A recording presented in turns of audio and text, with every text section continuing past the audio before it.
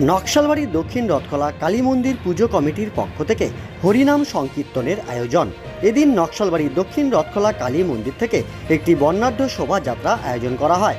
শোভাযাত্রাটি সমগ্র এলাকা পরিক্রমা করে। আজ থেকে শুরু এই হরিনাম সংকীর্তনে স্থানীয়দের উৎসাহ ছিল চোখে পড়ার মতো।